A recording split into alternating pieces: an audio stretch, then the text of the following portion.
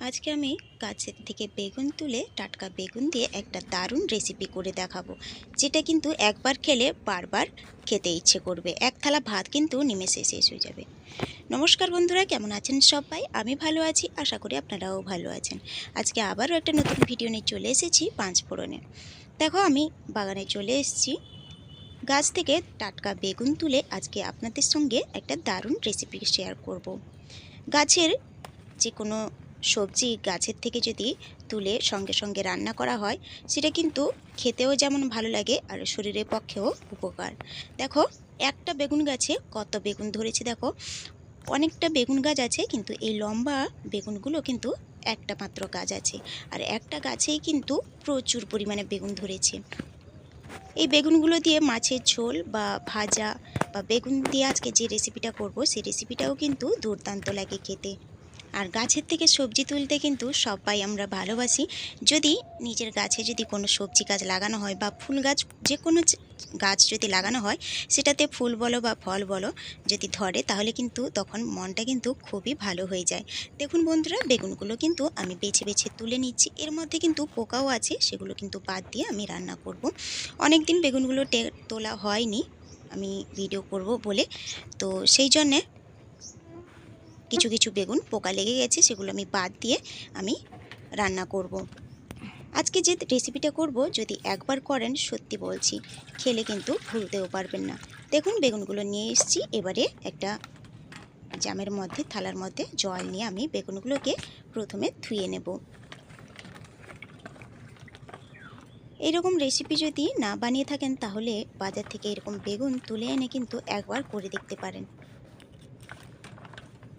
আপনাদেরও আমাদের মতো আপনাদেরও কিন্তু ভালো লাগবে। দেখুন, বেগুনগুলোকে কিন্তু ধুয়ে নিয়েছি। এবারে আমি কেটে নেব। এইভাবে কিন্তু বেগুনটাকে ফাঁক করে নিতে হবে, ডান্ডি সমেত কিন্তু বেগুনটাকে কেটে নিতে হবে। বঁটিতে আমার ছেলে আমলকি কেটেছিল, আমি জানি না, সেই জন্য বেগুনটা কিন্তু একটু কষ ধরে গেছে, না হলে কিন্তু কিছুই না।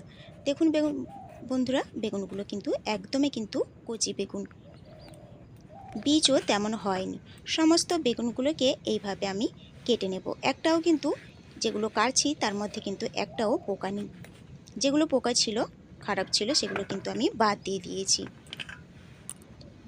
সমস্ত বেগুনগুলো আমি কেটে নিয়েছি, যে যতগুলো লাগবে, আর বাকিগুলো কিন্তু আমি রেখে দিয়েছি।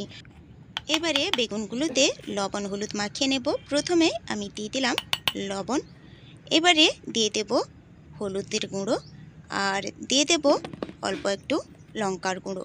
লঙ্কার গুঁড়ো দিলে কিন্তু বেগুনগুলো ভাজার সময় একটা দারুণ কালার আসে, তার জন্য কিন্তু আমি লঙ্কার গুঁড়োটা ব্যবহার করছি। আপনারা যদি না চান তাহলে কিন্তু সেক্ষেত্রে অ্যাভয়েড করে যেতে পারেন। দেখুন, বেগুনের গায়ে কিন্তু আমি ভালো করে মাখিয়ে নিচ্ছি হাত দিয়ে। যেদিন মাছ মাংস ডিম থাকবে না, সেদিন একবার এইরকম বেগুনের রেসিপি করে দেখতে পারেন। এক থালা ভাত কিন্তু নিমেষেই শেষ হয়ে যাবে। মাছ মাংস না থাকলে কারোর কিন্তু আফসোস থাকবে না। তাহলে চলুন, সমস্ত বেগুনগুলোতে ভালো করে লবণ হলুদ মাখিয়ে নিয়েছি। এবারে চলে যাব গ্যাসের কাছে। দেখুন, গ্যাসে প্যান বসিয়ে দিয়ে আমি, যেহেতু বেগুনগুলো ভাজবো, সেহেতু একটু বেশি পরিমাণে তেল দিয়ে দিলাম। এবারে তেলটা গরম হয়ে গেলে বেগুনগুলোকে উল্টো করে প্যানের মধ্যে দিয়ে দেব। গ্যাসের আঁচটাকে কিন্তু একদমই লোতে রেখেছি, নাহলে বেগুনগুলো যেহেতু পুড়ে যাবে, তাই আমি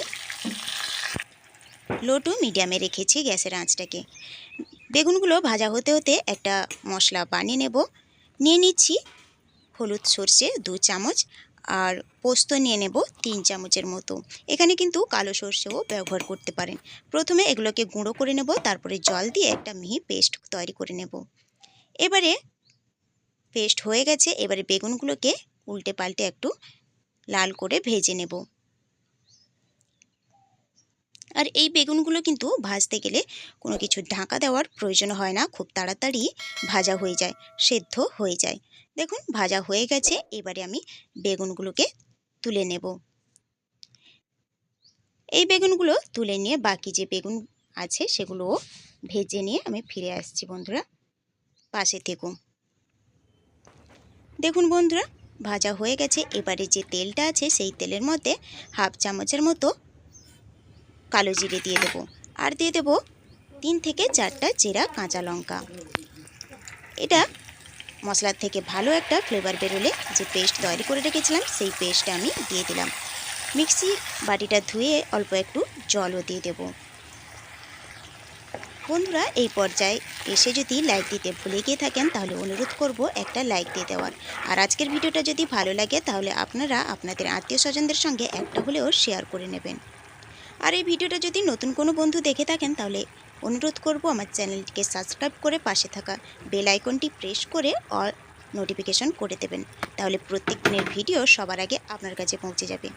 দেখুন বন্ধুরা, এবারে কিছুক্ষণ নেড়ে নিয়ে আমি দিয়ে দিলাম 1 চামচের মতো লঙ্কার গুঁড়ো, হাফ চামচের মতো হলুদের গুঁড়ো আর 1 চামচের মতো জিরে গুঁড়ো দিয়ে দিয়েছি। এখানে কিন্তু আর কোনো রকম মশলা ব্যবহার করব না। তারপর আবারও 2 মিনিট নেড়ে নিয়ে আমি একটা বড় সাইজের টমেটো কুচিয়ে রেখেছিলাম, সেটা আমি অ্যাড করে দিলাম। টমেটোটা ভালো করে গলে যাওয়ার জন্য আমি এখানে অল্প একটু লবণ দিয়ে দেব। এবারে মশলাটাকে ভালো করে আমি কষিয়ে নেব। খুব বেশিক্ষণ কিন্তু কষানো যাবে না, যেহেতু সর্ষে আছে তেতো হয়ে যাবে। তাহলে জাস্ট 2 থেকে 3 মিনিট আবারও মশলাটাকে কষিয়ে নিয়ে আমি এখানে গরম জল দিয়ে দিয়েছি। গরম জল ব্যবহার করবেন, তাহলে কিন্তু তরকারির টেস্ট সুন্দর থাকবে। দেখুন, এবারে ঝোলটা কিন্তু ফুটে এলে আমি বেগুনগুলো দিয়ে দিয়েছি। আর এই ভিডিওটা যদি কোনো বন্ধু ফেসবুক থেকে দেখে থাকেন তাহলে অনুরোধ করব আমার চ্যানেলটিকে ফলো করে লাইক কমেন্ট শেয়ার করে দেবেন। বন্ধুরা, আপনাদের এই ছোট্ট ছোট্ট লাইক কমেন্ট শেয়ার কিন্তু আমাকে ইন্সপায়ার করে পরবর্তী ভিডিও দেওয়ার জন্যে। তাই অবশ্যই কিন্তু ভিডিওটি দেখার পর লাইক শেয়ার কমেন্ট কিন্তু করে দেবেন। এবারে অল্প একটু চিনি দিয়ে দিলাম, জাস্ট মিষ্টি হওয়ার জন্য নয়, ফ্লেভারটাকে টমেটো যেহেতু পড়েছে তাই একটু ব্যালেন্স ঠিক করতে অল্প একটু চিনি দিয়ে দিয়েছি। আর 3টে কাঁচা লঙ্কা, গোটা কাঁচা লঙ্কা আর কিছুটা ফ্রেশ ধনেপাতা কুচি দিয়ে দিয়েছি। ব্যাস তৈরি হয়ে গেছে। এবারে আমি নামিয়ে নিয়েছি। দেখুন, গ্যাসে রান্না করছিলাম, ভেতরে লাইটটা কম ছিল তাই একটু ফ্যাকাশে দেখাচ্ছিল। এটা কিন্তু দিনের আলোতে বাইরে নিয়ে এসে দেখাচ্ছি। দেখুন বন্ধুরা, কতটা কালার সুন্দর হয়েছে, আর খেতেও কিন্তু তেমনই দুর্দান্ত হয়। একবার অন্তত বানিয়ে দেখতে পারেন। আশা করি আমাদের মতো আপনাদেরও ভালো লাগবে। বন্ধুরা, ভিডিওটি টেনে না দেখে পুরো ভিডিওটি দেখার অনুরোধ রইল। কেমন লাগলো আজকের ভিডিওটা অবশ্যই কমেন্ট করে জানাবেন। ভালো লাগলে লাইক শেয়ার করে দেবেন। সুস্থ থাকবেন, ভালো থাকবেন। খুব শীঘ্রই দেখা হবে পরের একটি ভিডিও নিয়ে। Thanks for watching my video.